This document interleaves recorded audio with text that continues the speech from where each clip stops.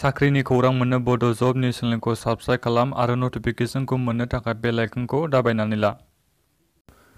Hello friends, welcome back to the channel. नोंथांमोनखौ बयखौबो बड' जब निउजल बरायफिननाय जाबाय आरो दिनै बे मोनसे गोदान भिडिअ नोंथांमोनखौ बयखौबो बरायफिननाय जाबाय।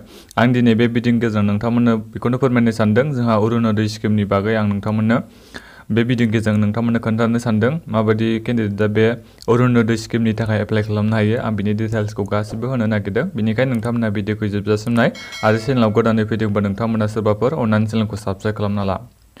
आं गिबियावनो नोंथांमोननो बेखौ अपेन खालामसै। बे अरुणोदय एप्लिकेसन फर्मखौ आं गिबियावनो अपेन खालामबाय।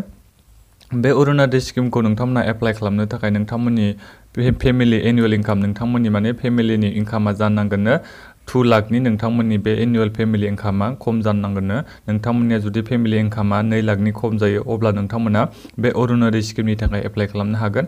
2 लाखनि ओरै गोजौनिबाथाय 2 लाखनि बारा दंबा नोंथांमोननि एनुवेल इनकामा अब्ला नोंथांमोना बे अरुणोदय स्किमनि थाखाय एप्लाइ खालामनो हानाय नङा। गिबियावनो आं बे एप्लिकेसन फर्मखौ माबोरै फिलआप खालामो आं नोंथांमोननो खोन्थानोसै।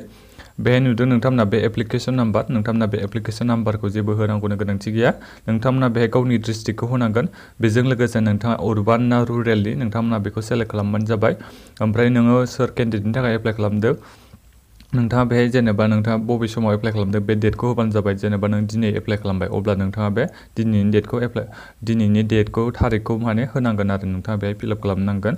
बेहाय नोंथाङा एड्रेस होनो नांगोन, गावनि एड्रेस। जेनेबा बेहाय दं ब्लक ULB होनदों, ULB नेम। ULB माने ULB आ जाहैबाय उर्बान लकेल बडिज होनो। बे ULB नि फुल फर्मखौ उर्बान लकेल बडिजनि नेम। नोंथाङा बे उर्बान लकेल बडिजनि नेमखौ होबानो जाबाय, नङाबा ब्लकनि नाम, माने जायखिया अपसन होदों नालाय ब्लकनि नामखौ होबानो जाबाय, नोंथांमोननि ब्लकनि नामखौ।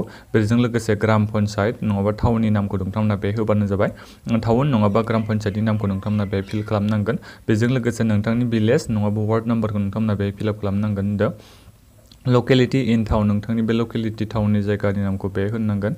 एप्लिकेन्ट फार्स्ट नेम, नोंथांनि जाय केन्डिडेटनि नामजों नोंथाङा एप्लाइ खालामनो नागिरदों नोंथाङा बे फार्स्ट नेमखौ होबानो जाबाय, जेबो टाइटेल होनांगौनि गोनांथि गैया। नोंथांनि नामखौल' बे फिलआप खालामनो नांगोन होनदों एप्लिकेन्ट फार्स्ट नेमाव। मिडल नेमाव नोंथांमोना फिलआप खालामनांगौनि गोनांथि गैया, नोंथांमोना बे मिडल नेमाव जेबो होनाङा। बेनिफ्राय नोंथांमोना बे लास्ट नेमाव नोंथांनि बे टाइटेलखौ होबानो जाबाय, नामनि टाइटेलखौ नोंथांमोना बे फिलआप खालामनांगोन। नोंथाङा बिनि उनाव जेन्डार मेल बाय मेल, फिमेल बाय फिमेल नोंथांमोना बे सेलेक्ट खालामनांगोन। बेजों लोगोसे बेहाय हाउस नाम्बार दंबा नोंथांमोना बे हाउस नाम्बारखौ बेहाय होनांगोन। लकेलिटि नोंथांमोना बेहाय होनांगोन, लकेलिटिया मा। पुलिस स्टेसनखौबो नोंथांमोना बे फिलआप खालामनांगोन, नोंथांनि पुलिस स्टेसननि नामखौ होनांगोन। बेजों लोगोसे भारा एबा स्ट्रिटनि नामखौ होनांगोन बेहाय नोंथांमोना। बिनि उनाव नोंथांमोना पिन क'डखौ होनो नांगोन। बेजों लोगोसे नोंथांमोना गावनि कन्टेक्ट नाम्बार एबा मबाइल नाम्बारखौ नोंथांमोना बे फिलआप खालामनो नांगोन होनना बुंदों। बेहाय माखासे फेमिलि डिटेल्सखौ नोंथांमोना बे होनो नांसिगोन आरो। जेनेबा नोङो दायो गिबियावनो बेहाय SL नाम्बार होदोंना, नोंथांमोना बे 1 होनानै जेनेबा सोरनि नामखौ होग्रोनो, जेनेबा गार्जेन, जेनेबा पेरेन्टसनि नामा, जेनेबा बिफानि नामखौ नोंथाङा बेहाय फिलआप खालामनाय लोगो लोगो बे बिफानि नामखौ होनाय लोगो लोगो नोंथाङा बे बिफानि एजआ बेसेबां जाखो बेखौ होनांगोन। ओमफ्राय जेन्डारखौ बेहाय सेलेक्ट खालामबानो जाबाय। बेजों रिलेसनशिपआ मा दं बेहाय नोंथांमोना बेखौ होबानो जाबाय। जेनेबा नोङो नोंनि नामजों एप्लाइ खालामोबा जेनेबा नोंनि बे फार्स्ट नेम होनाया जेनेबा बियो रिलेसनशिपआव मा, जेनेबा फादार बा नोंथाङा बेहाय फादार लिरना होनांगोन आरो। ओमफ्राय बेहाय पिरियरिटि स्टेटास होदों बेनो, जेनेबा एटाच दा डकुमेन्ट प्रुफ, बे डकुमेन्ट्स प्रुफ होनो होदों। जेनेबा D बा S बा जेनेबा नों माखौ होनो गोसो बेखौ होबानो जाबाय। डेट अफ बार्थ होयो ना मा होयो बेहाय गासिबो होनाय दं आरो। जेनेबा बेहाय बिनि उनाव नोंथाङा बे मादार्सनि नेम होनो हासिगोन। जेनेबा सोरबाफोर दंबा नोंथांमोना बे गासिबो फेमिलि नामखौ मेनसन खालामजोबनो हागोन आरो। बेजों लोगोसे बेहाय एज होदो, एजखौ होबानो जाबाय। बिनि उनाव जेन्डारखौ बेहाय सेलेक्ट खालामजोबबानो जाबाय। गासिबो फेमिलि नामखौ होनांगोन आरो नोंजों मा सोमोन्दोआव दं बिसोरो मानसिफ्रा नोंथांमोना बेखौ सेलेक्ट खालामनांगोन। बिनि उनाव नोंथांमोना बेहाय होनाय दं, जेनेबा सोरबा डाइभर्स जादोंमोन नङा D होनो नांगोन। ओमफ्राय S बा सेपारेटेड, W माने विन्ड', DI माने डेभिड, नोंथांमोना बेखौ सेलेक्ट खालामनो नांगोन होनदों। बिनि उनाव नोंथांमोना बेहाय एकाउन्टनि डिटेल्स होनांगोन। एकाउन्टनि डिटेल्सआ जेनेबा ओरै होनांगोन आरो IFSC क'ड, नोंथांनि बे नामजोंनो जानांगोन एकाउन्ट नाम्बारा। बेजों लोगोसे IFSC क'डखौ नोंथांमोना बे होबानो जाबाय। बेनि उनाव नोंथांनि बे बेंक एकाउन्टनि नामा मा बेखौ नोंथांमोना बे फिलआप खालामनांगोन। ब्रान्च नेमखौ होदो, नोंथाङा बबे ब्रान्चआव एकाउन्टखौ खुलिनायमोन नोंथाङा बेहाय ब्रान्चनि नामखौ होनांगोन। बिनि उनाव जोंहा बे एकाउन्ट नाम्बार नोंथांमोना बेहाय एकाउन्ट नाम्बारखौ होनो नांगोन एकाउन्ट नाम्बार बिनि उनाव नोंथांमोना एनुअल फेमिलि इनकाम नोंथांनि बे फेमिलिनि इनकामा बेसेबां नोंथांमोना बेखौ इनकाम सार्टिफिकेटआव नायनानै बेहाय नोंथांमोना फिलआप खालामबानो जाबाय 2 लाखनि जोंहा खमनियासो बे अरुणोदय स्किमनि थाखाय एप्लाइ खालामनो हागोन लोगोफोर आं नोंथांमोना आरो खनसे बुंबावबाय नोंथांमोना फेमिलिया जुदि 2 लाखनि ओरै बाराबा नोंथांमोना बे माबानि थाखाय अरुणोदय स्किमनि थाखाय एप्लाइ खालामनो हानाय नङा बेहाय जोंहा डकुमेन्ट्स होनांगोननो डकुमेन्ट्स टु बे एटेच होनदों जोंहा बे एप्लाइ खालामनाय समाव डकुमेन्ट्स होनांगोननो बेंक पासबुक होनांगोननो फ्रन्ट साइजखौ जोंहा बे होनांगोननो नोंथांमोना बे येस टिक खालामबानो जाबाय होयोबा बिनि उनाव प्रायरिटि सापर्टिं डकुमेन्ट्स नोंथांमोना बेहायबो येस होनांगोन बिनि उनाव एनि आदार डकुमेन्ट्स एटाच नोंथाङा आरो माबाफोर गुबुन डकुमेन्ट्स होबावदोंबा नोंथांमोना बेखौ येस होबानो जाबाय होआखैबा न' होबानो जाबाय बिनि उनाव बेहाय डिक्लेरेसन होनाय दं नोंथांमोना बे डिक्लेरेसनखौ थिक खालामनांगोन बिसोर मोननैखौबो बेहाय राइट साइन होनानै नोंथांमोना थिक खालामनांगन नोंथांमोना बेखौ अफलाइनसो एप्लाइ खालामनांगोन नालाय बिनि उनाव नोंथांनि बेहाय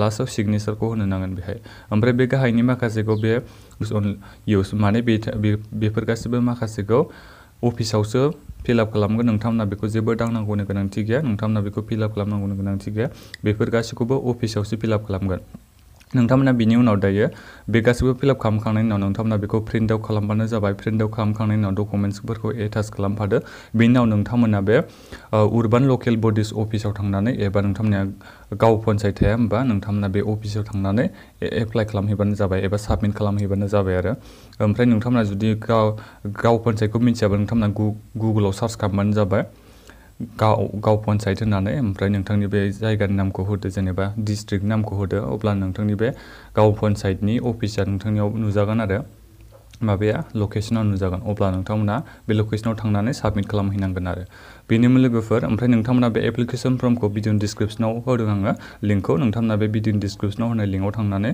बेखौ अरुणोदय स्किमनि बे एप्लिकेसन फर्मखौ नोंथांमोना डाउनलड खालामनो हागोन बेनोमोन लोगोफोर बे अरुणोदय स्किमनि बे फैनाया नोंथांमोना मान्थलि मोननो हागोननो नोंथांमोना 830 मान्थलि मोननो हागोन नोंथांमोना जुदि बेखौ फिलआप खालामनानै साबमिट खालामहैयोबा एप्रुभ जायोबा नोंथांमोना मान्थलि 830 मोननो हागोन मान्थलियैनो नोंथांमोना बेनोमोन लोगोफोर दिनैनि बे अरुणोदय स्किमनि माखासे आं डिटेल्सखौ नोंथांमोननो हरबाय बे भिडिअनि गेजेरजों नोंथांमोना बुजियाखैबा एबा माबाफोर प्रब्लेम मोनदोंबा भिडिअनि कमेन्ट बक्सआव कमेन्ट खालामबानो जाबाय आं नोंथांमोननो रिप्लाइ खालामनो नाजागोन आंनि मोनसेल' रिक्वेस्ट नोंथांमोना भिडिअखौ शेयार खालामना होलायबानो जाबाय जाहाथे गुबुनफ्राबो एप्लाइ खालामनो हायो बिदिनो चेनेलाव गोदानै फैदोंबा साबस्क्राइब खालामदो दिनैनि थाखाय बेनोमोन लोगोफोर गोजोन्थों